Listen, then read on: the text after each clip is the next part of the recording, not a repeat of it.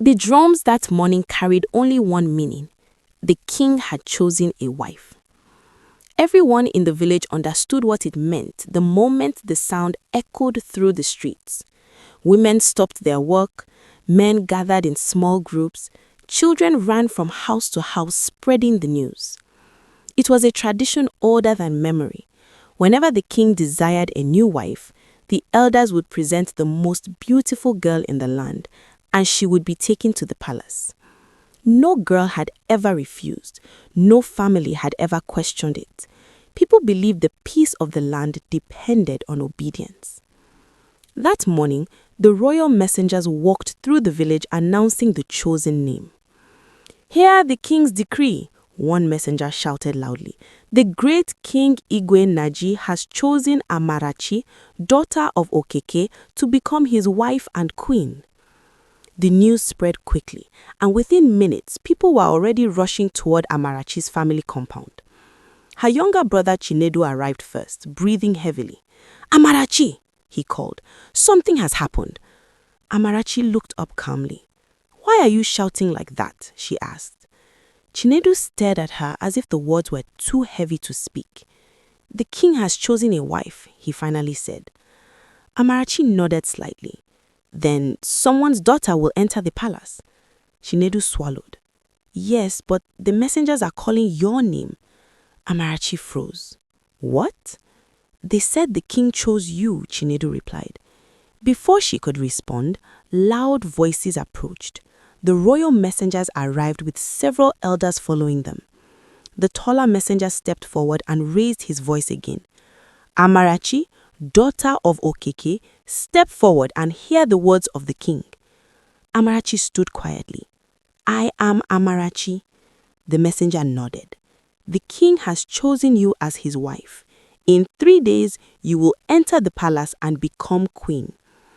The crowd erupted with whispers and excitement. Some women smiled with envy, others shook their heads in amazement. Amarachi remained silent for a moment. Then she spoke calmly. "I will not marry the king." The words struck the crowd like thunder. For several seconds, nobody spoke. Then voices exploded everywhere. "What did she say?" someone shouted. "Did she just refuse the king?" an elderly woman cried out. One of the elders pushed forward angrily. "Girl, watch your tongue." Amarachi did not move. "I said I will not marry the king." The messenger stared at her in disbelief. "You cannot refuse the king's choice," he said slowly. Amarachi looked directly at him. "I can. My life belongs to me." Her father Okeke rushed forward in panic. "Amarachi, do you understand what you are saying?" he asked in a trembling voice. "You are insulting the throne." Amarachi remained firm. "I am only speaking the truth." The elder woman, Mama Ijeoma, raised her hands in shock. "This girl will bring a curse upon all of us," she cried. "No woman has ever rejected the king." Another elder spoke with anger. "If the chosen wife refuses, the ancestors will be angry with the land." Amarachi's voice did not shake. "Then the ancestors should know that I did not ask to become the king's wife." The messenger's expression darkened. "You have 3 days to reconsider. If you refuse again, the elders will judge you before the whole village." The crowd murmured fearfully. Amarachi folded her arms. "My answer will not change." Just then, another voice spoke from behind the crowd. "Then you should prepare to speak those same words to the king himself." Everyone turned to see Obina, one of the king's trusted guards, standing there with a serious expression. He looked directly at Amarachi. "The king has heard about your refusal, and he wants to see you immediately." Okeke's face turned pale. "Please, she's just a young girl who does not understand what she's doing," he begged. Obina shook his head. "The king does not accept excuses." Amarachi stepped forward before anyone could stop her. "I will go," she said calmly. Chinedu grabbed her arm nervously. "Are you sure about this?" Amarachi took a slow breath. "Yes." Obina watched her closely. "You are walking into the palace of a man who is not used to hearing the word no," he warned. Amarachi looked straight ahead. Then today he will hear it again. Obina studied her for a moment, then turned and began walking toward the palace road. Amarachi followed him without hesitation, leaving the crowd whispering behind her. No girl had ever walked toward the king like that before. And inside the palace, the aging king was already waiting, angry, curious, and determined to deal with the only girl who had ever dared to refuse him. By the time Amarachi reached the palace courtyard, word of her refusal had already spread among the guards and palace servants. People whispered as she walked past them. Some looked at her with shock, others with pity.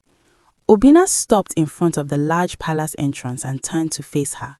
His voice was low but serious. "Before you step inside," he said, "think carefully about what you will say. The king is not a man who accepts shame easily." Amarachi looked straight ahead. "I did not come here to shame him," she replied calmly. "I only came to tell the truth." Obina studied her face as if trying to understand where her courage came from. "Many people think bravery is loud," he said quietly, "but sometimes it is simply refusing to be afraid." Amarachi gave a small smile. "Then today I will be very brave." Obina pushed the palace door open and announced loudly, "Amarachi, daughter of Okeke, has arrived." Inside the hall, elders sat quietly in a circle while the king sat on a raised seat watching her carefully. His voice was deep and slow when he finally spoke.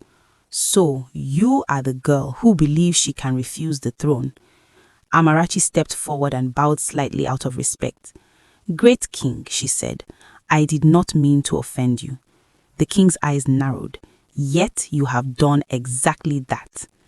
The room became silent as the king stood up slowly. "For generations," he continued, "the most beautiful girl in the land becomes the king's wife. It is not only tradition, it is a sacred law that keeps peace in this land." Amarachi lifted her head. "With respect, great king, peace built on fear is not true peace."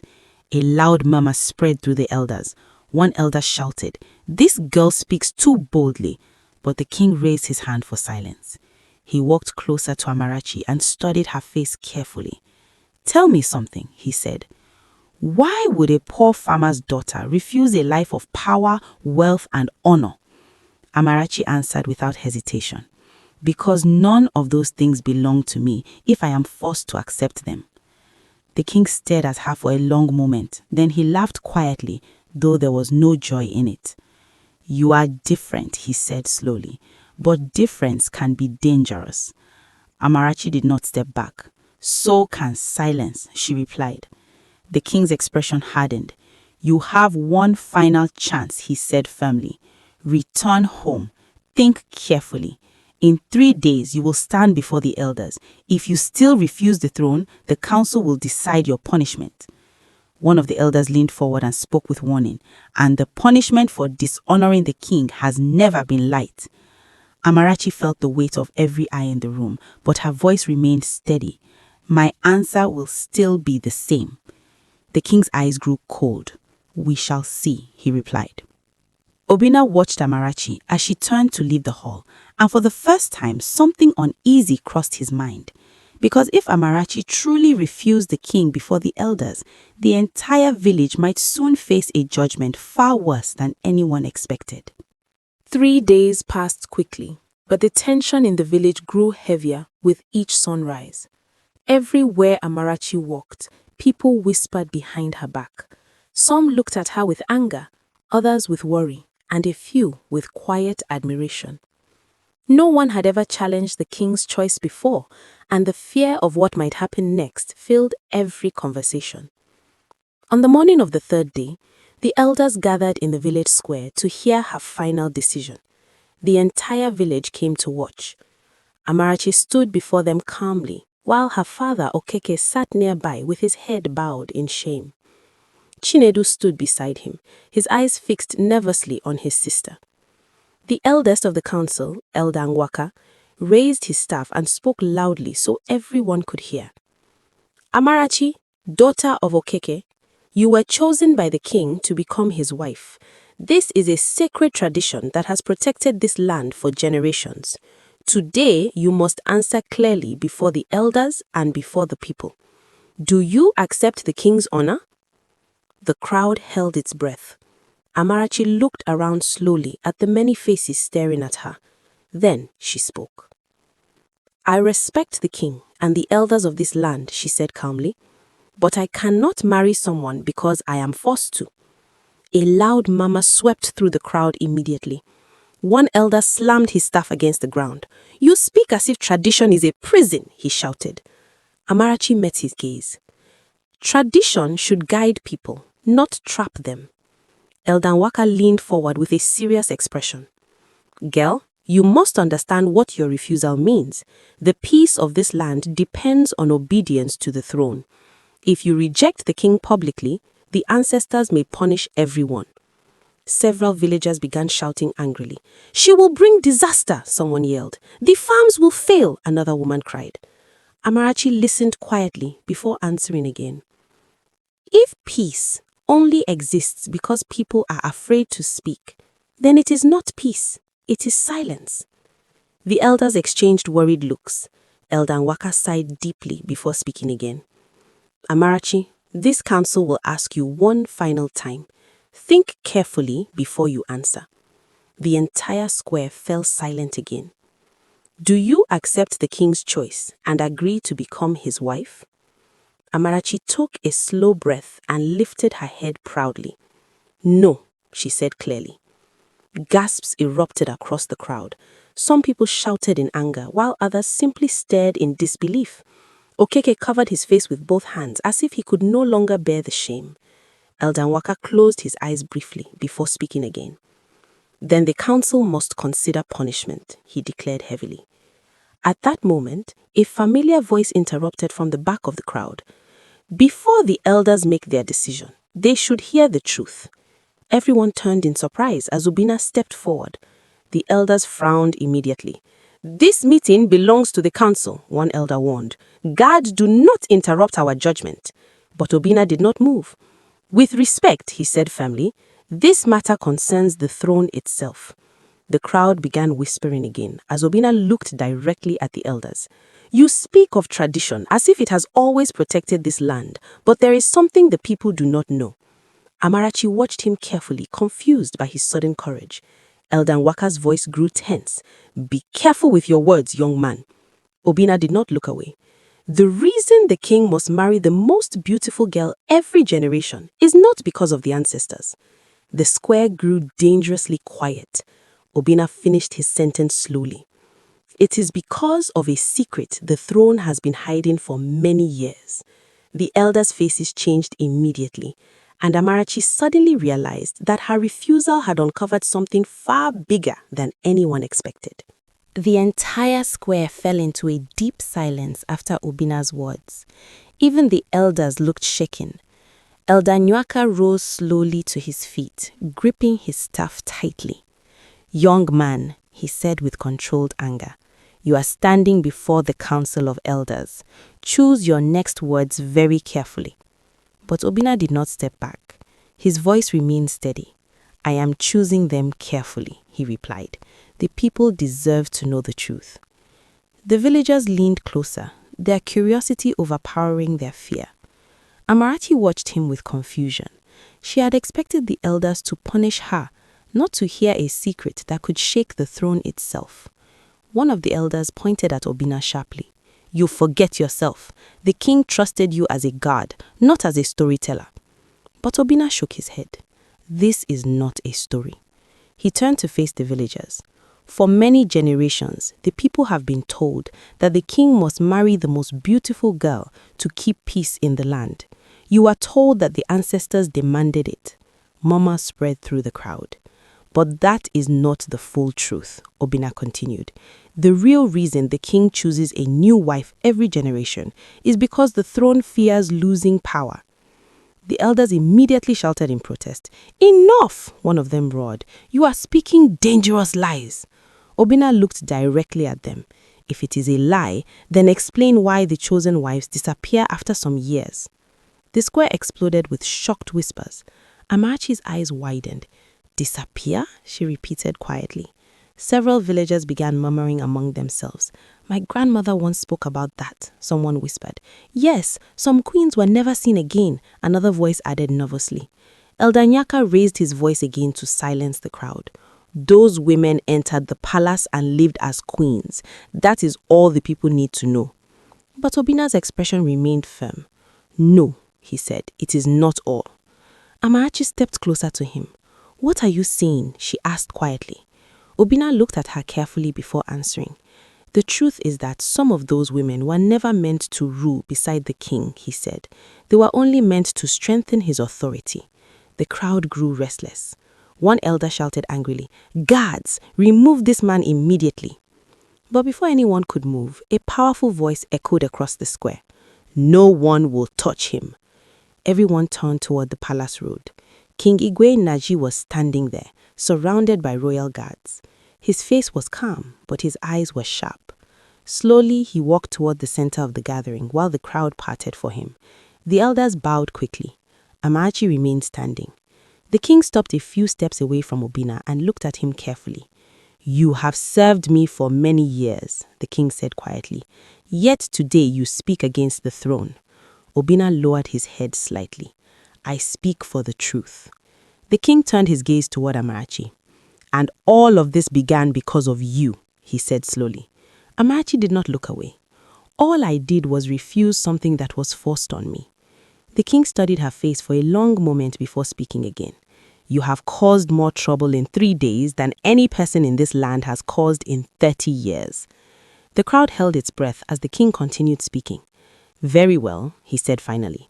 "If the people want the truth, they shall hear it." The elders looked shocked. "Your Majesty," one of them began nervously, but the king raised his hand for silence. His voice became cold and serious. "This tradition exists because every king must prove his control over the land. A throne without fear is a throne that soon falls." The crowd gasped quietly. Amarachi felt a strange chill run through her body. The king looked directly at her again. "But you have done something no one has ever done," he continued slowly. "You refused." He paused for a moment, then spoke the words that made the entire village uneasy. "And now, the land must decide something it has never decided before." Amarachi felt her heart beat faster, because whatever decision the king was about to make would change everything. The square remained silent after the king's words. Everyone waited to hear what would happen next. The elders looked nervous. The villagers whispered quietly, and Amarachi stood calmly in the center of it all. King Igwe Naji slowly turned to face the people. "For many generations," he said, "this land has followed the same tradition without question. The throne chooses a wife, and the people accept it. That obedience has kept the kingdom strong." He paused and looked toward Amarachi again. "But this girl has challenged that tradition openly. She refused the throne in front of everyone." One of the elders quickly stepped forward. "Your Majesty, we should punish her before the people begin to believe that disobedience is allowed," he said urgently. Some villagers nodded in agreement, while others remained silent. The king raised his hand for quiet. "Punishment may silence one voice," he said slowly, "but it will not stop the questions she has raised." Amarachi watched him carefully, unsure of what he would do next. The king then turned toward the crowd and spoke loudly so everyone could hear. "Today, the land must make a choice. Should tradition rule people, or should people choose their own path?" The question shocked everyone. No king had ever asked the people for such a decision. The elders looked uncomfortable. One of them spoke quickly. "Your Majesty, this is dangerous. If the people begin questioning tradition, the authority of the throne may weaken." But the king only gave a small smile. "Authority that survives only through fear is already weak," he replied calmly. He then looked at Amarachi again. "You said your life belongs to you," he continued. "Tell the people one last time. Do you still refuse to marry the king?" Amarachi took a deep breath and spoke clearly. "Yes, great king, I refuse." The crowd murmured again, but this time the anger was softer. Some people looked thoughtful, others looked at Amarachi with quiet respect. Chinedu stepped forward suddenly. "My sister should not be punished for speaking the truth," he said bravely. Okeke looked shocked by his son's courage, but slowly nodded in agreement. Another voice came from the crowd. "She is right," a woman said. "No girl should be forced into marriage." Soon, more voices joined. "Yes," someone shouted. "Let people choose their own lives." The square slowly filled with agreement. The elders exchanged worried glances, realizing the mood of the people had changed. The king watched the crowd carefully before speaking again. "It seems the land has already made its decision," he said quietly. Then he turned to Amarachi and gave a small nod. "You are free." A loud wave of surprise and relief spread through the crowd. The king continued speaking, his voice firm but calm. "From this day forward, no woman will be forced to marry the king against her will. The throne will not take freedom from the people it rules." The elders looked shocked, but none of them dared to argue. Amarachi bowed respectfully. "Thank you, great king," she said softly. The king looked at her for a long moment before replying, "Do not thank me. Thank your courage." As the gathering slowly began to disperse, Obina walked beside Amarachi. "You changed something that people feared to challenge for generations," he said. Amarachi smiled gently. "Sometimes change begins with one simple word," she replied. Obina nodded. "No." Amarachi laughed quietly. "Exactly." The sun slowly rose higher as the people returned to their homes, carrying a new understanding with them. For the first time in the history of the land, a girl had refused the king, and instead of bringing a curse, she had brought freedom. The moral lesson in this story is that true courage is not fighting with strength, but standing for what is right, even when you stand alone. One brave voice can open the door to freedom for many others. If you enjoyed this story, please like, share, comment, and subscribe to my channel for more interesting stories. Thank you for watching. See you in my next story.